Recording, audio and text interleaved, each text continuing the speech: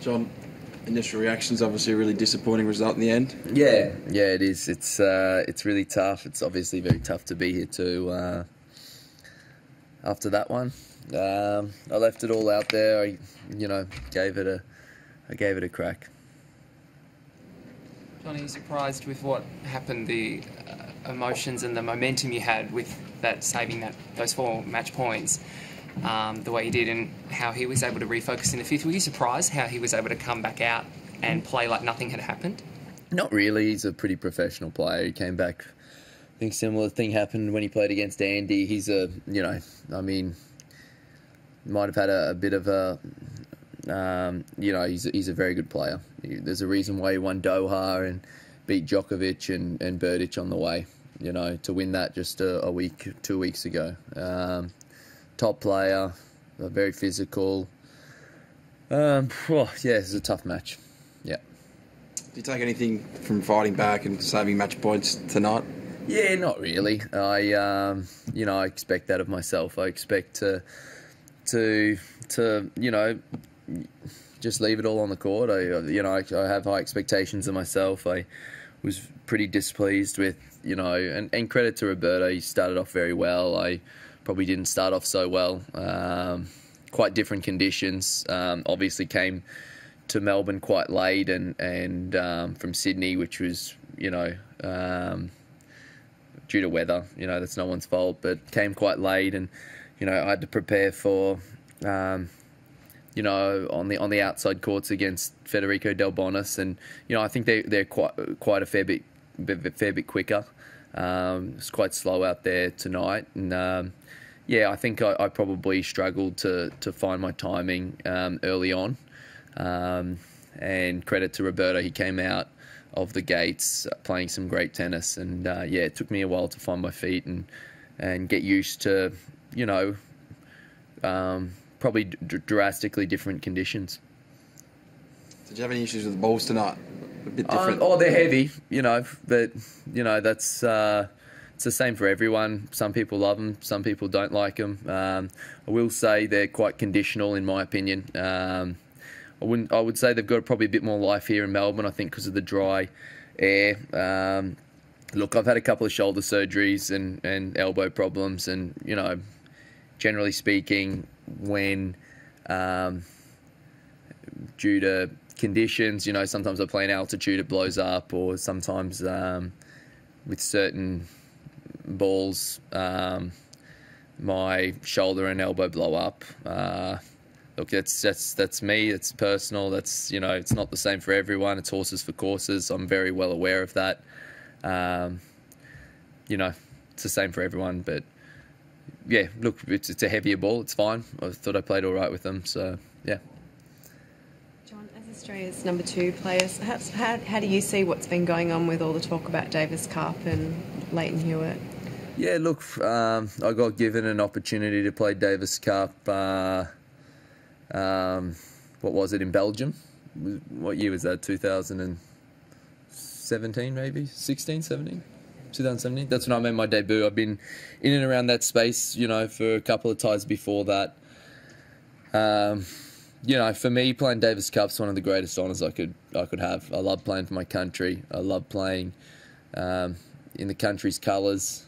And look, I think that I've always felt actually quite well supported by the captain, by the coach, by the support staff, and I've had only positive experiences from it. That's probably it. I love the opportunity to play. Oh, yeah. You talked about your shoulder and blowing up heavy balls. With a 4-hour match tonight and the weather affecting you in Sydney last week, how are you physically overall, given how punishing it was? To be fair, my body's pretty good. I've been getting treatment on my shoulder and elbow since Brisbane. So I'll continue to do so. I spoke to the physios just before coming here saying that, I'll need that. I'm getting old now. Look, there's nothing major. It's just all management, and over this Aussie summer, I felt it just a bit more. But that's nothing to take away from the performances. I feel like I'm actually playing some of my best tennis, actually. So, I just got to manage my body through this time. Still the Davis Cup again, John. Yep.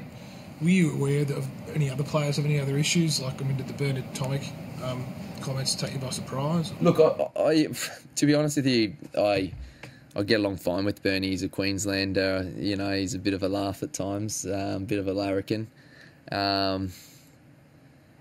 But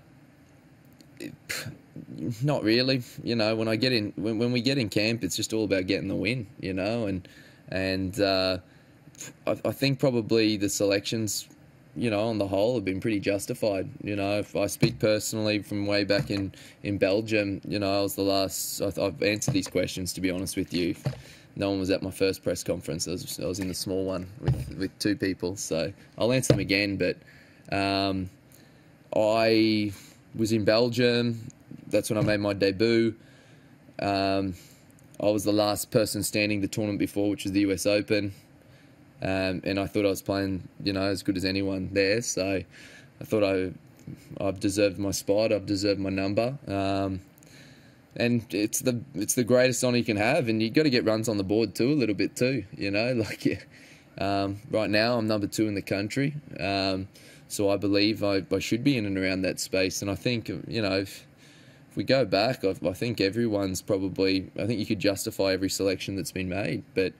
For me personally, I love playing for the country. To be honest with you, I look at the schedule at the start of the year and I earmark which weeks are Davis Cup. And I was very disappointed. I was, if you look back in the press back, I was very vocal against the changes to be made Davis Cup because I love it. And some people. Some of the tennis players, in the world were saying that, we need to reduce the schedule and all this, and that's why we shortened the format with Davis Cup. But, for me, I love those 4 weeks. So when I see the Davis Cup weeks, I look at that as my schedule. We had a great training camp up in Brizzy, and I love it. And, as a collective and the people involved, I think they've pushed me, and I'm playing some career best tennis right now, and they're a bit of a part to play in that too. Would you like to see Nick and Bernard back in the Davis Cup setup? Yeah, for sure. Look, Bernie, he was off in the jungle for a bit there, so like I said, I've got no problems with Bernie and Nick. I think. I played fast four with Nick just the other day, and I actually really like Nick. I think he's a top bloke. I think sometimes we go a bit hard on him when you don't see what he's doing off the court. He's got his own charity. That's more than me, to be honest with you. I try to, be a good Samaritan, whatever. But, Nick's used his stature and managed to have the NK Foundation, which I think is fantastic. And, I think sometimes we forget about those things when we're, when we're just having a go at performances. John, given your form, like with the US Open, and you said you're sort of in career best form, is there a sense of obviously it's disappointing, it's difficult to go deep into a draw, but do you sort of feel like maybe it's a missed opportunity? Yeah, definitely. I feel like, I wanted nothing more than go for a run here at the Australian Open. US Open gave me a taste for that to go really deep. But, tennis rolls around Australia for 1 month every year, and if you don't have your finger on the pulse, we kind of forget just how strong. And, I can only comment for men's tennis right now just because that's what I'm involved in, and that's actually, I love seeing Kim and Ash, who train in Brisbane, do so well today. That was awesome. But just commenting on men's tennis right now, I think in Australia it's quite easy to forget just because we only are exposed to tennis for 3-4 weeks in the whole year, and we're playing, 40 weeks a year, we forget just how many countries are competitive in it, just how many players are competitive in it, and we forget just how strong tennis is right now. I mean, it is incredibly strong. And it's partly my fault. I missed out by seeding by a couple of spots, and that would actually, I'd be playing Roberto, battling away maybe in a third round. And I do think I was a little bit unlucky to come up against a guy. There's only been 4 guys who have won a leading tournament I beat one actually in Brisbane who ended up winning Auckland. And there's only 3 other guys, and I've played another one in the second round of the Australian Open. So that's partly my fault. I've got to get my ranking just a little bit higher so I can avoid, some of those types of players. But yeah, definitely missed opportunity a little bit because I feel like I'm playing some really good tennis. But yeah, I think we forget sometimes too just how strong tennis is. It's a worldwide game. We're competing against, in my opinion, some of the best athletes in the world, and it's one of the most played sports in the world, and that's just facts. So we forget that a little bit because I would love to play more in Australia. I'd love to have more tournaments here in Australia, but we only get this 1 month, and then we're off we only touch base again probably at the Grand Slams, but. In the meantime, there's a lot of there's a lot of people that are kicking down doors and playing some really good stuff. Yep. Just given that the window is quite brief in Australia, do you find it disappointing that coaches and players are sniping at each other in the media and social media? Yeah, look. Yeah, to be honest with you, I don't really pay much attention to it. I just try to play tennis. I've always kept tennis and my social life quite private. Big believer in that. If you looked up at my box today, a lot of the people are actually people that have nothing to do with tennis. They've just been great mates of mine from school that have just come on the roller coaster ride with me. So kind of keep it pretty private, and obviously you see a bit on social media, but I mean the stuff that goes on social media right now with some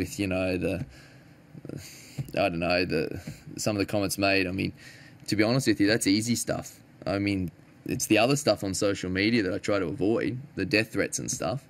So that's the ones that I try to avoid. So this stuff is just, it's in one ear, out the other. The other stuff you try to ignore a little bit more.